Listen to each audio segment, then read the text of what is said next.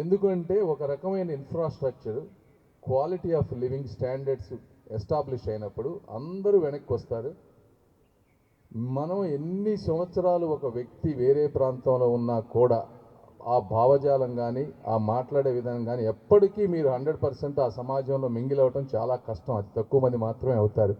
కాబట్టి ఇది ఇక్కడి నుంచి వెళ్ళిన వాళ్ళకి చాలా స్ట్రెస్ఫుల్ అక్కడ. కానీ తప్పని పరిస్థితుల్లో అందరూ అక్కడికి వెళ్తున్నారు. బట్ ఏదేమైనప్పటికీ ఇప్పుడు ఇట్లాంటివి లాస్ట్ 5 సంవత్సరాల్లో చంద్రబాబు నాయుడు గారు కనుక మళ్ళీ గవర్నమెంట్ ఫామ్ అయి ఉంటే కొన్ని వందలు వచ్చి ఉండేవి. హైదరాబాద్ లాగా అద్భుతంగా ఉండేది.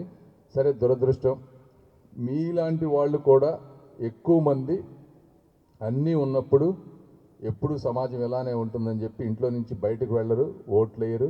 మీరు ఆ రోజు మొన్న కూడా చూస్తే హైదరాబాద్లో కేవలం 45% మాత్రమే ఓట్లు వేశారు. అక్కడంతా మరి చదువుకున్న వాళ్ళు, మ్యాక్సిమం బెనిఫిట్ పొందిన వాళ్ళు. ప్రతి ఒక్కళ్ళు ఏంటంటే నేను ఒక్కడిని ఓటేస్తే ఏమవుతుంది, వేయకపోతే ఏమవుతుంది అనే పరిస్థితి.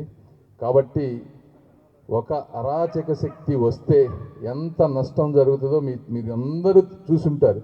మీ అపార్ట్మెంట్లు కూడా ఉండుంటాయి. మరి వీటి వాల్యూస్ ఇప్పుడు ఎంత అయి ఉండేయో తెలుగుదేశం పార్టీ వచ్చి ఉంటే 2 times 3 times వెల్త్ జనరేట్ అయ్యేది. ఒక్కోసారి వెల్త్ జనరేట్ అయినప్పుడు మీకు పిల్లల చదువులకు కానీ పెళ్ళిళ్ళకి కానీ అన్ని విధాలుగా ఉపయోగపడుతుంది. కాబట్టి నా ఒక్క ఓటు వల్ల ఏమి జరుగుద్ది అంటే మీ వెల్త్ కూడా సగానికి సగం అయ్యేటువంటి పరిస్థితి ఈ రోజున. పొరపాటున రేపు కనుక జరగరాంది జరిగితే ఇప్పుడున్న దాంట్లో ఇంకా 50% కూడా వాల్యూ ఉంటుంది. మీరు అమ్మినా కూడా కొనలేనటువంటి పరిస్థితి, కొనేవాళ్ళు కూడా ఉండరు. కాబట్టి అందరూ చైతన్యవంతులు కండి.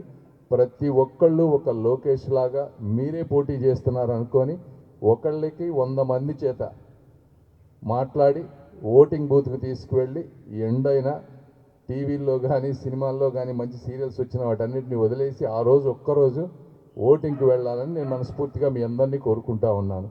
ఇది మాత్రం మిస్గా అవద్దు.